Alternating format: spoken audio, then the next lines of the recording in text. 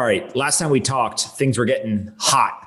They got real hot, though. I feel like you guys saw the future. You guys were way ahead of the curve.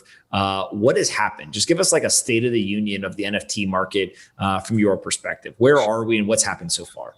So honestly, I think we're kind of in the first phase where people are like really realizing the potential. And from our perspective, it's been completely insane.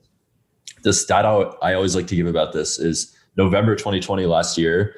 We hit $1 million in monthly volume for the first time. And we were thrilled because that was already 20x what we had done 5-6 months ago. And we were happy. We were like, okay, we just grew 20x in 5 or 6 months. You know, things are moving along. It's a bit hectic, a bit crazy, but like things are growing steadily. And then last month in March 2021, we did 140 million. So if you told me back in November that we'd, go on to do 140 times our volumes in the next 5-6 months, I just like would not have believed you. And it's been completely insane for us and everyone in the NFT space. I always thought it was going to happen. I did not think it was going to happen this like quickly or suddenly, but I guess that's just like, that always happens with new technologies. So. Absolutely. So when you start to think about kind of the NFT market, you have a key piece of infrastructure, right? In Nifty Gateway. There's a bunch more infrastructure that's popped up. How do you think about how you guys are differentiated from everybody else? Honestly, from the beginning, our perspective was always, we're going to make NFTs as easy to access as possible. We want to build NFTs on top of a truly decentralized network like Ethereum, but we want to make them as easy for people to buy as it is buying something on Amazon.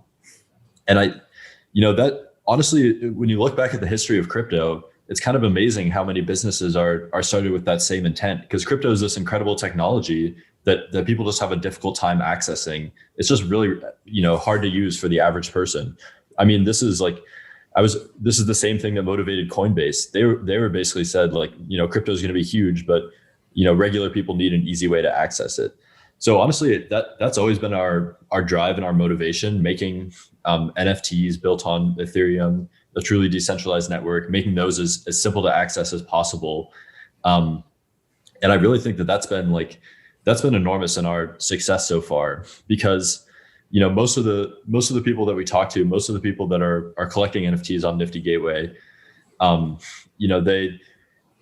they're not ready to go with the full like on-chain experience, external wallet they control. They need like a simpler way to access it. And I really think that's been just like a huge part of our success.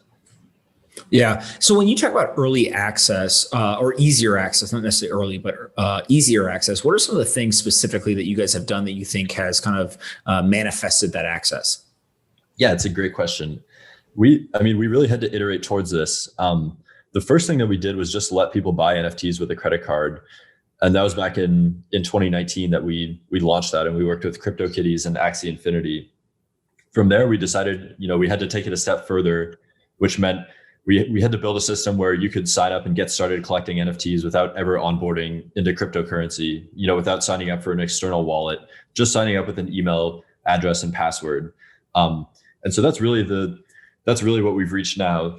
That's what I think is so important to Nifty Gateway's success, is that if you want to access NFTs, all you have to do is sign up with a username and password, throw in your credit card, and then you can start collecting. It really makes the experience something that anyone can understand. And I think that's, that as we've seen with crypto before, it's really important to have that easy accessible layer to make something mainstream. And honestly, I don't think that we would have anywhere near the same amount of traction that we do today if we hadn't focused so hard on that core piece of user experience. Yeah. And then one of the other things that you've done is you've got this curation approach, right? So you made it easy to access, but then you've also taken a very heavy curation. Some people would argue, right? It's like a critic would say, that goes against everything in the open ethos of crypto, right? Kind of just build the platform, let whoever wants to transact there. But I know that this has been really crucial to your success. And so how do you think about curation? Why did you choose to do that? And then what's kind of been the benefit of it? Yeah. So when we first started, most of the NFT players were sort of taking what we say is like the classic tech approach, or even like the classic crypto approach, which basically is like, we're just going to build a platform and then we're going to try and convince you to sign up for it. And then you use it, you don't use it, like we don't really care. We're hands off after you sign up. that's sort of like the traditional, like everyone wants to be a platform because they think it's the easiest. Like Airbnb, you just sit in the middle, people sign up, they rent houses, you take money. And yeah, that seems like the easiest. And that's the approach everyone was taking in the NFT space.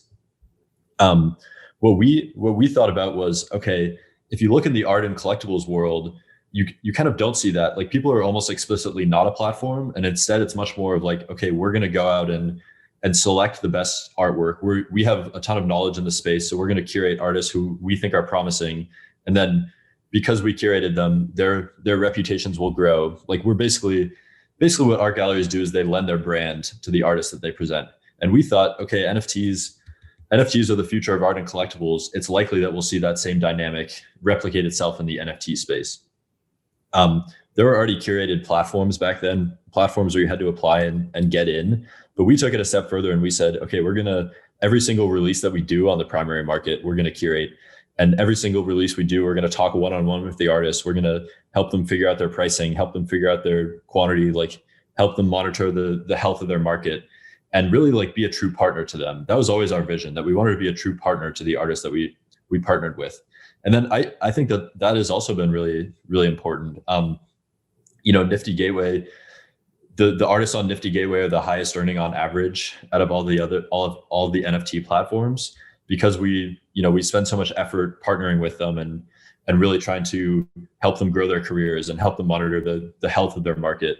And so, yeah, I think that approach has also been enormous for our platform. And, it's part of the reason that, we have all the traction that we did. And I think it sort of came from going against the grain and saying, okay, everybody wants to be a platform, but maybe that's not the right approach here, because maybe this market will work differently.